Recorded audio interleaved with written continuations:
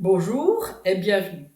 Alors, c'est probablement la dernière vidéo sur les ombres qu'on verra, mais on devait quand même explorer le cas où on a une source étendue, on a un obstacle opaque, mais les deux ne sont pas centrés. Alors, comment est-ce qu'on va travailler? On a toujours une possibilité de travailler avec la méthode graphique. C'est que j'ai déjà dessiné là. On va dessiner les rayons qui vont sortir pour nous donner ombre et pénombre et on va mesurer.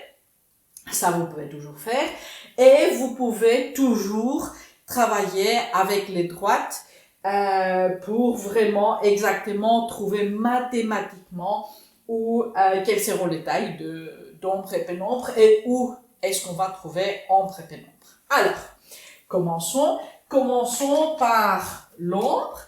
Alors, qu'est-ce qu'on avait dit? Pour trouver l'ombre, on va unir le bout, mais en correspondance. Alors, le bout bas, ici, c'est déjà uni, parce que la source, en fait, commence à 0, et l'obstacle commence à 0. C'est pour la facilité, finalement, un peu du calcul, mais vous verrez que ça ne change finalement rien du tout. Alors, ce que je vais faire ici, je vais dessiner le dernier rayon à être libre de passer. Alors, vous voyez que de ces points-là, qui est vraiment en fait le tout bout de la source, on aura un rayon qui part ici. On a du bout de bas déjà dessiné les rayons qui va là. Alors, on peut dire que l'ombre, là où on aura totale obscurité, ça va être là-bas. Alors, on va mesurer. J'ai utilisé la même échelle qu'avant. Et regardons, ça fait 8 cm. Avec cette échelle, ceci correspond à 4 mètres, comme on avait avant. Alors, le fait de mettre ou décaler un peu l'obstacle n'a pas vraiment changé la taille de l'ombre. Regardons ce qui va se passer aussi pour le pénombre. C'est qu'on a dit, on doit le prendre en fait au croisé. Ça veut dire qu'on va commencer pour un rayon ici de 0,0. Je prends la grande latte. Alors, on va commencer du 0,0, du bas d'une partie de la source, passant par les bouts de l'obstacle pour arriver jusqu'à l'écran sans que la latte glisse. Voilà, c'est toujours le problème sur le tableau. Et puis, on va faire de l'autre côté. Alors, j'ai fait orange parce qu'après, je vais vous donner les équations pour ces droites pour les différentes couleurs. Comme ça, vous pouvez suivre et résoudre aussi si vous voulez.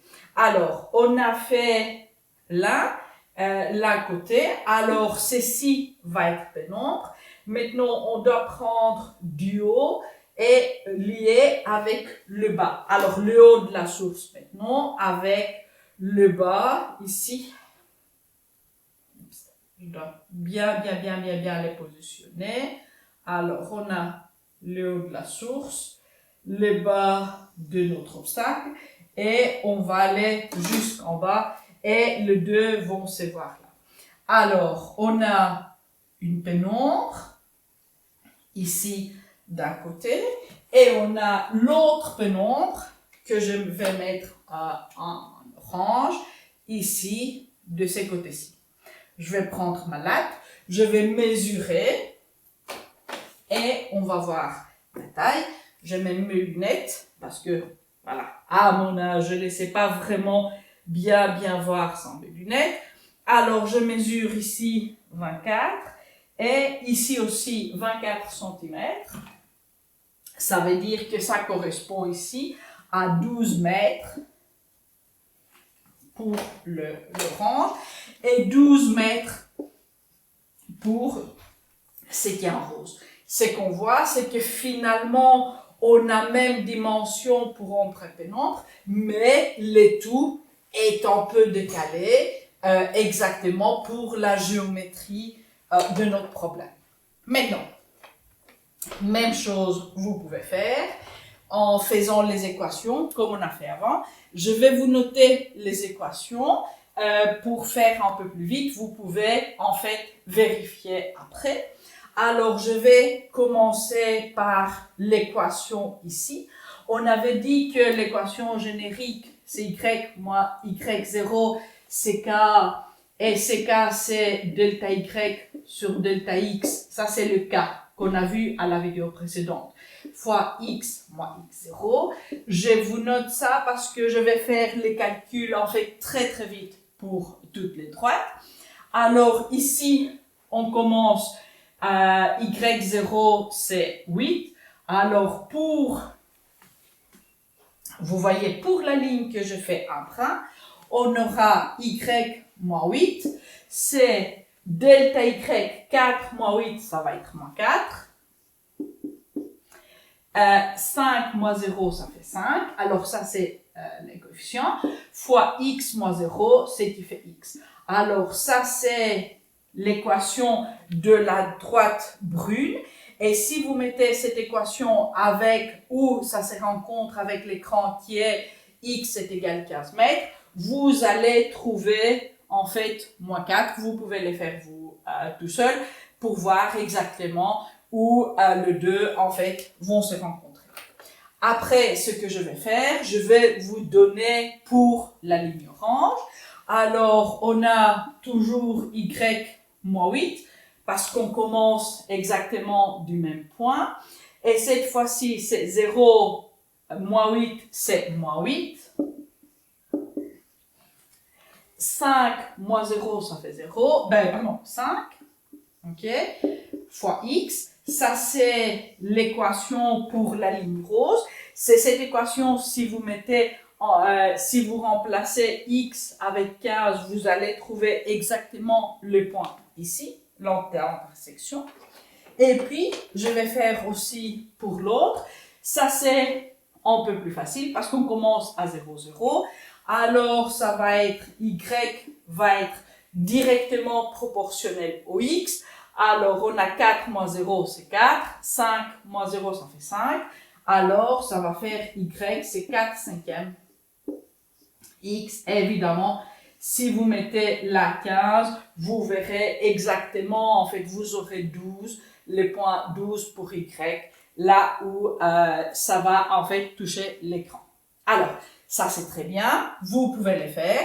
Un exercice comme ça, en fait, peut vous être demandé très, très facilement. Maintenant, je vais faire la chose un tout petit peu difficile pour vous donner un défi.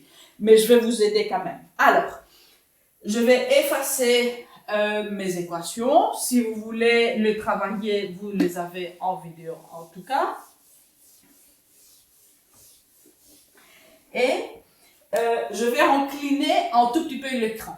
Alors, comme pour une source ponctuelle, quand on va incliner l'écran d'un côté ou de l'autre, finalement, c'est ça qu'on va trouver la différence dans le chiffre. Alors, disons que on incline l'écran et disons qu'on incline de 30 degrés. Là, je fais un peu au pif, vous avez vu, je n'ai pas mesuré.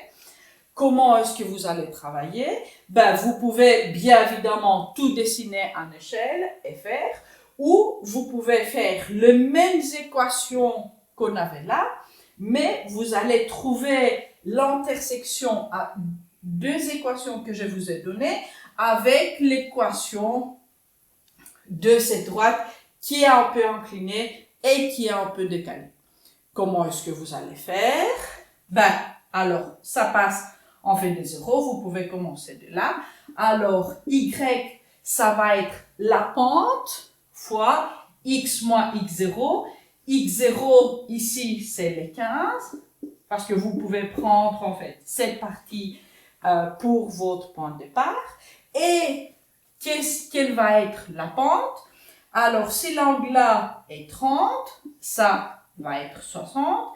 Et vous savez que finalement, le delta x sur le delta y sur delta x, ça va être la tangente de l'angle. Alors, la constante de proportionnalité, ça va être la tangente de 60. Vous faites à la calculette et vous l'avez. Alors, en mettant finalement cette équation égale aux différentes autres équations, vous allez trouver les points d'intersection, les coordonnées x, y, pour trouver exactement quelles sont finalement le taille d'ombre et pénombre. Évidemment, ça va vous prendre un peu plus de temps pour faire et honnêtement, dans une entéro, c'est peut-être plus facile de dessiner et d'utiliser le modèle graphique. Mais pourquoi pas travailler un peu vos compétences mathématiques. Alors, je vous laisse pour aujourd'hui et il y aura d'autres vidéos où on va passer vers la réflexion. Pour le moment, je vous dis au revoir et à très bientôt. Ciao!